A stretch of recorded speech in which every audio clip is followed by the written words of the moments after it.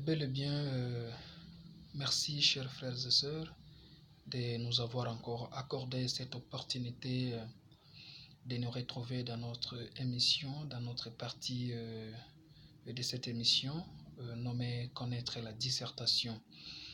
Tout comme nous vous avions aujourd'hui, ça c'est notre première vidéo que nous vous lançons dans notre adresse ou notre chaîne YouTube nommée Karamaya Kahindo. Karamaya Kahindo. Alors, si vous voulez vous abonner, vous n'avez qu'à entrer et vous abonner massivement afin d'avoir plus d'informations et avoir plus de nos vidéos qui va toujours vous édifier, qui va toujours vous aider à bien préparer votre mémoire quant à ce qui concerne les cours de la dissertation. Ici, nous parlons purement de la dissertation. Il y a des méthodes, des stratégies que nous avions mises en place pour vous enseigner comment affronter votre examen de la dissertation à bonne due forme, quoi. Alors, beaucoup plus cette émission est scientifique et nous invitons les parents qui veulent le bonheur de ses enfants et beaucoup plus les élèves de s'abonner dans cette émission et à chaque instant nous commencerons toujours à vous envoyer nos vidéos afin d'enrichir votre mémoire dans les domaines de la dissertation. Merci beaucoup. Je dois procéder directement à vous parler de la dissertation parce que aujourd'hui nous voulions seulement parler de son squelette, de la dissertation, comment elle se présente, quoi. La dissertation, c'est un cours que tous les élèves connaissent, une partie de français. Les élèves qui font la 6e année, la 5e année, secondaire, ils connaissent bien ce qu'on appelle la dissertation, mais ce n'est pas aussi du mal pour ceux-là qui sont encore au niveau des cycles d'orientation, première année, 2e année de secondaire. Ils peuvent aussi s'abonner et suivre cette émission pour préparer leur avenir, quoi. Merci beaucoup. La dissertation, c'est comme tout autre cours, la dissertation, c'est comme toute autre science, mais elle est tellement différente parce que la dissertation, elle a ses propres caractères. Et dans les domaines de la dissertation, nous avions 4 grandes parties de la dissertation que nous aurions à savoir. Pour faire une très belle dissertation, il faut d'abord maîtriser ces 4 grandes parties. C'est ça les piliers et c'est ça même de racines pour faire une très belle dissertation. Une personne qui ne maîtrise pas ces 4 grandes parties de la dissertation, c'est un peu difficile pour lui de s'en sortir. Et raison pour laquelle suivez-moi attentivement comment est-ce que je dois décortiquer cette partie par son squelette. Et notre deuxième vidéo vous donnera peut-être la suite de ces 4 grandes parties quant à ce qui concerne la dissertation. La dissertation, elle a sa première partie nommée la matière de la dissertation. La dissertation, elle a sa deuxième grande partie nommée exercice intellectuel et scientifique. Et la troisième partie de la dissertation est nommée l'exercice des français.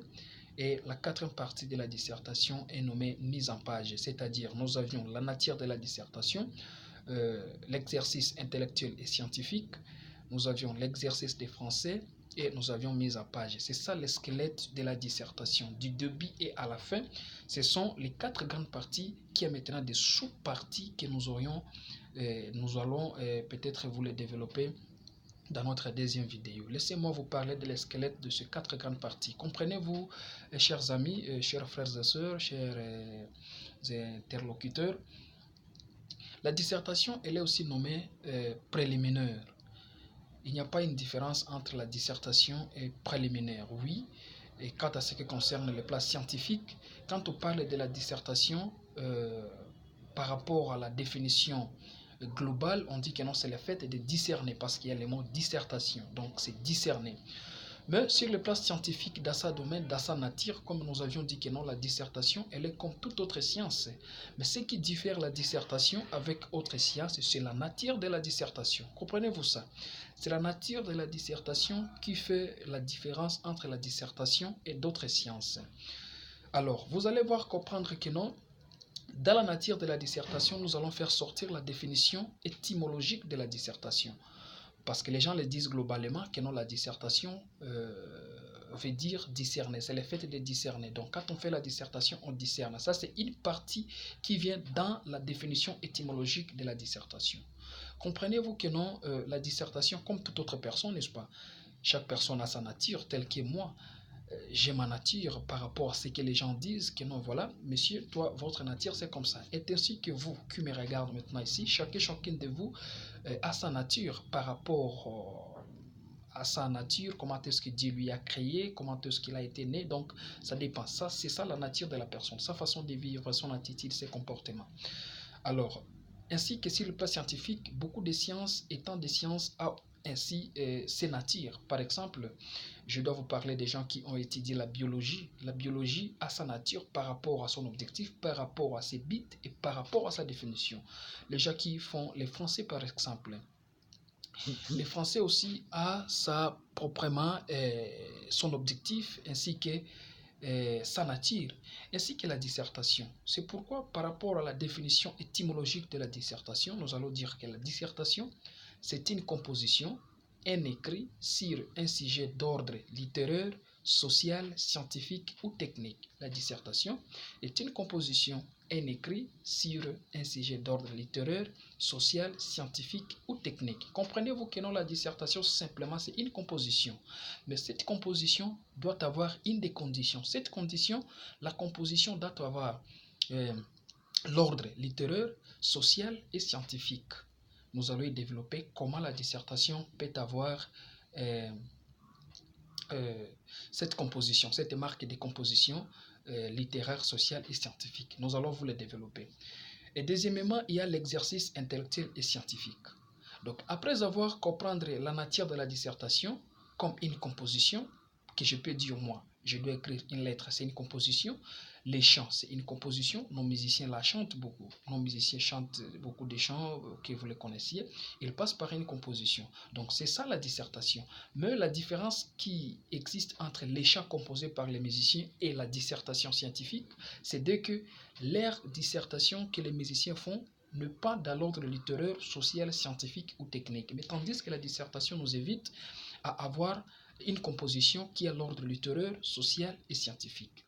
Deuxième grande partie de la dissertation, c'est l'exercice intellectuel et scientifique. Et vous allez voir que non, on dit que non, en 5e année et en 6e année, l'élève a grandi. Ses facultés mentales se sont développées. Il est temps qu'il s'applique à des exercices qui exigent une grande réflexion. C'est-à-dire quoi? Un élève qui est déjà à 5e année et à 6e année, il est invité à s'exercer à des temps de choses qui demandent beaucoup de réflexion. C'est-à-dire, par exemple, nous suivre dans notre chaîne YouTube, parce que dans cette émission, nous vous édifions par rapport à la dissertation. Comprenez-vous ça?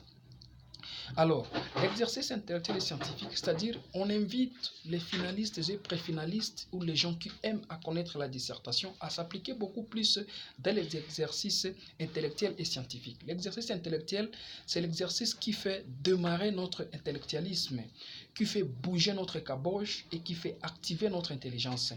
Et l'exercice scientifique, ce sont par exemple les revues que nous pouvons lire, s'enrichir dans les documents. C'est pourquoi Jean Rostand, qui est un auteur philosophe, il a dit que non, l'intelligence d'une personne ne dépend